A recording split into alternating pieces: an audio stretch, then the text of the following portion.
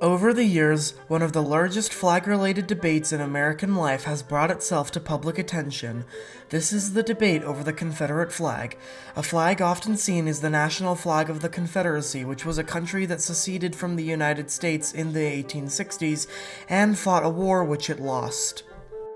But the thing many people don't know is this isn't actually the flag of the Confederacy, and this flag's actual origins are a lot more disturbing than you'd think.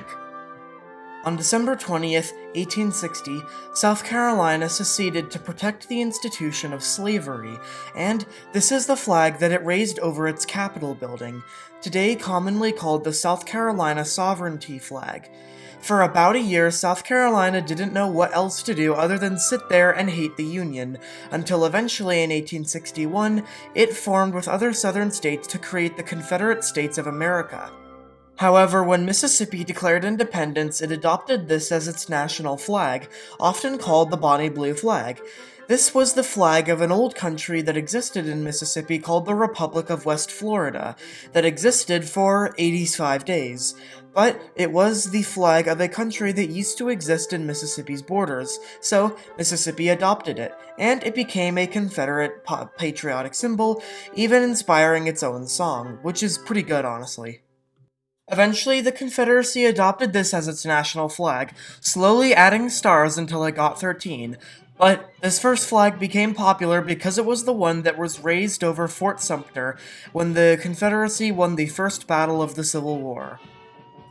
Anyways, for most of the war, this was the Confederacy's national flag. 3 bars, 2 red, 1 white, and a canton in the corner with 13 stars in a circle, kind of like the old Betty Ross flag of America, and you see that's one of the problems. On the battlefield, the Confederate and American flag looked way too similar, so one of the rejected designs for the national flag was chosen to be the Battle Army of Northern Virginia's flag. And, for most of the war as well, this was the flag that would have become iconic on the battlefield because almost all of the famous Civil War battles happened in Northern Virginia, Maryland, and Pennsylvania, so this flag was always on the battlefield, unless you're a big fan of the Western Front. Over time, this flag became more and more iconic, so much so that other armies began adopting it either as their flag or as a variation of their flag, with some little edits along the way. To coincide with this popularity, the Confederate Congress adopted this flag, which was white on the background with the Confederate cross thing in the corner. But there were many problems. For one, on the battlefield it would get quite dirty very quickly because it was a white flag, so commanders just never used it, therefore it never became that popular. And also, it looked like the flag of surrender. So, since this wasn't France, they decided to adopt a new flag that didn't look like the flag of surrender. This was the blood-stained banner. It had a red vertical bar on the side, which made it a bit more distinct and also made it get less dirty. And it really did not become that iconic because only a few days after it was adopted, General Robert E. Lee surrendered at Appomattox, Virginia, officially ending the Civil War. However, it would still be a few more days before Texas surrendered. But wait, in all this talk of all the flags of the Confederacy, not a single flag has came into mention about this flag. This is the battle flag stretched out, and it's the flag you'll normally see when referring to the Confederate flag. So, where did this come from, and what are its origins? Immediately after the Civil War, Southern people decided that if they couldn't keep slavery, they wanted to preserve their social order, namely, black people being second-class citizens. So, a group was founded known as the Ku Klux Klan. They would entice black people not to run for positions of government or not to be influential, and would sometimes harass them if needed. This eventually worked. The KKK were also influential in creating the Lost Cause myth. This was a myth that basically states the South did not secede because of slavery, and that they were fighting for a righteous cause that they eventually lost due to an evil North and a tyrant known as Abraham Lincoln.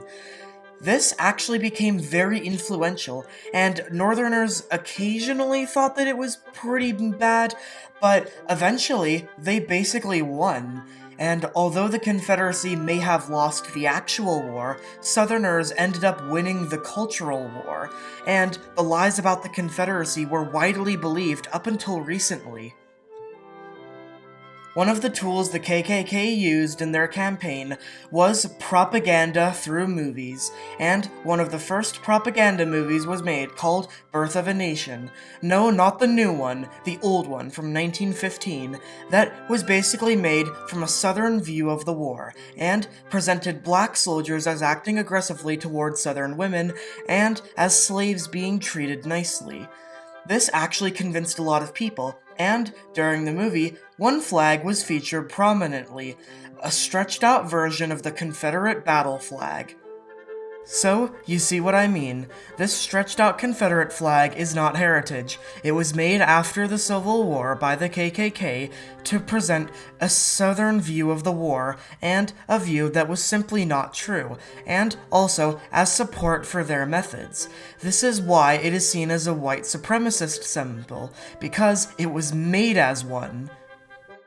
So all those arguments about, oh, it's heritage, not hate, or, well, the US flag also flew over slavery, so we should get rid of it. No, this flag didn't fly over slavery. This flag was made to represent an era that basically undermined black Americans. So, you see what I mean. This is why it's presented as this sort of symbol. But what about this squarified version? That flew during the Confederacy. Can I use this as heritage? Okay, for one, unless your ancestors served in the Army of Northern Virginia, it's not heritage.